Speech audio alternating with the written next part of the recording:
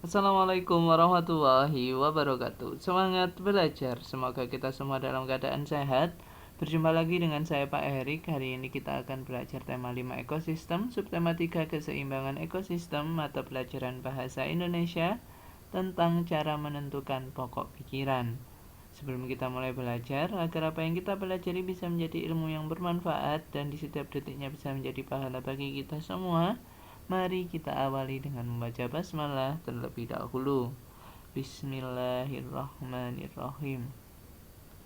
Oke, alhamdulillah. Tujuan pembelajaran pada pertemuan kita kali ini yaitu mengetahui cara menemukan pokok pikiran dan membuat kesimpulan. Kita langsung ke materi. Bagaimana cara menentukan pokok pikiran dan informasi penting pada sebuah teks bacaan? Oke, sebelum kita membahasnya, teks bacaan berdasarkan isi terbagi menjadi dua, yaitu fiksi dan non-fiksi. Fiksi berisi tulisan tidak nyata, sedangkan non-fiksi berisi tulisan yang nyata atau fakta. Teks bacaan. Teks bacaan berisi paragraf, dan paragraf berisi beberapa kalimat. Pokok pikiran atau gagasan utama yaitu kalimat dalam sebuah paragraf yang mengandung inti dari paragraf. Sedangkan gagasan pendukung adalah informasi penting di luar pokok pikiran.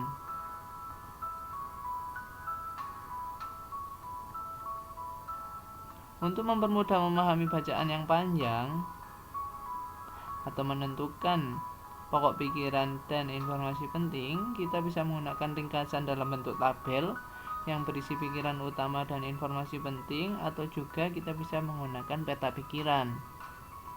Kita coba. Bacalah teks bacaan pada halaman 113 sampai 114, tema 5 subtema 3 tentang pengaruh letak geografis Indonesia terhadap kehidupan sosial budaya masyarakatnya. Pak Erik ambil contoh satu paragraf atau paragraf yang pertama. Secara geografis, Indonesia diapit dua samudra dan juga dua benua. Di sebelah barat laut, Indonesia berbatasan dengan benua Asia. Di sebelah tenggara, Indonesia berbatasan dengan benua Australia. Di sebelah barat daya, wilayah Indonesia berbatasan dengan Samudra Hindia, dan di sebelah timur laut berbatasan dengan Samudra Pasifik. Batas-batas geografis ini memberi sejumlah pengaruh bagi Indonesia sebagai sebuah negara dengan kebudayaan yang beragam. Perhatikan gambar di bawah ini. Ini adalah paragraf yang pertama. Dan mari kita buat ringkasannya menggunakan tabel. Untuk mengetahui pikiran utama atau pikiran pokoknya dan informasi penting yang terdapat pada paragraf 1. Pikiran utamanya yaitu letak geografis Indonesia. Informasi pentingnya ada dua. Yang pertama, Indonesia diapit dua benua, yaitu benua Asia di sebelah barat laut dan benua Australia di sebelah tenggara. Informasi yang penting yang kedua, Indonesia diapit dua samudra, yaitu Samudra Hindia di sebelah barat daya dan Samudra Pasifik di sebelah timur laut. Bagaimana dengan paragraf selanjutnya? Itu tugas kamu. Oke. Selanjutnya, bacalah teks bacaan pada halaman 131 sampai 134, tema 5 subtema 3 tentang pengaruh kegiatan manusia terhadap keseimbangan ekosistem. Nah, pada teks bacaan tersebut kita coba buat peta pikirannya. Kalau tadi kita sudah membuat ringkasan tabel, sekarang kita buat peta pikiran. Keseimbangan ekosistem dapat terganggu akibat dua faktor, yaitu faktor alami dan faktor manusia. Faktor alami antara lain bencana alam seperti letusan gunung berapi, banjir, tanah longsor, kebakaran hutan, badai, dan tsunami. Sedangkan faktor manusia antara lain penebangan hutan, perburuan liar, penggunaan pupuk buatan, pembuangan limbah dan sampah, yang mengakibatkan fungsi tumbuhan terganggu dan hilangnya spesies hewan, rantai makanan terganggu, merusak tanah, pencemaran lingkungan. Oke, mudah bukan membuat peta pikiran? Kemudian, membuat pertanyaan teks non-fiksi. Cara menemukan informasi dalam teks non-fiksi dapat dilakukan dengan membuat atau mengajukan pertanyaan yang berkaitan dengan isi teks. Ini adalah beberapa kata tanya dan fungsinya yang bisa kalian gunakan untuk membuat pertanyaan non-fiksi, agar kalian bisa mendapatkan informasi penting dari bacaan yang kalian baca. Apa?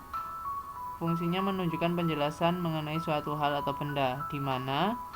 Menunjukkan penyebutan atau penjelasan tempat. Kapan? Menunjukkan penyebutan atau penjelasan waktu. Siapa? Menunjukkan penyebutan nama orang, jabatan, atau pekerjaan. Mengapa? Menunjukkan penyebutan alasan atau sebab dalam suatu cerita. Bagaimana? Menunjukkan keterangan, cara atau proses penjelasan ciri-ciri atau penjelasan karakter tokoh. Berapa? Menunjukkan jumlah atau banyaknya benda. Coba kalian buat pertanyaan dari teks yang kalian baca agar bisa menemukan informasi penting yang terdapat pada bacaan tersebut. Kemudian, cara membuat kesimpulan bacaan.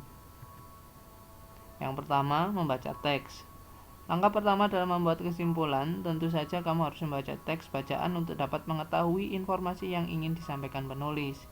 Kedua, menentukan kalimat utama.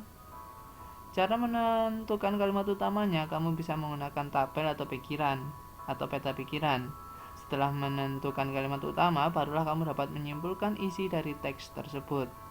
Yang ketiga, buatlah kesimpulan. Setelah melakukan dua hal di atas, susunlah kalimat atau informasi penting yang kamu dapatkan ke dalam sebuah paragraf agar menjadi sebuah kesimpulan. Kesimpulan yang baik adalah kesimpulan yang memuat seluruh isi teks yang dibahas dengan kalimat efektif dan mudah dipahami. Adapun isi dari kesimpulan sendiri yaitu ringkasan isi teks dengan membuat informasi secara singkat, jelas, dan padat. Kesimpulan pada pembelajaran kita kali ini yaitu cara menentukan pokok pikiran bisa menggunakan ringkasan berbentuk tabel atau membuat peta pikiran. Yang kedua, membuat kesimpulan dengan cara membaca teks, menentukan kalimat utama, kemudian membuat paragraf dari informasi yang ditemukan. Terima kasih, semoga bermanfaat. Sampai jumpa di pembelajaran selanjutnya. Tetap sehat dan tetap semangat. Saya akhiri. Wassalamualaikum warahmatullahi wabarakatuh.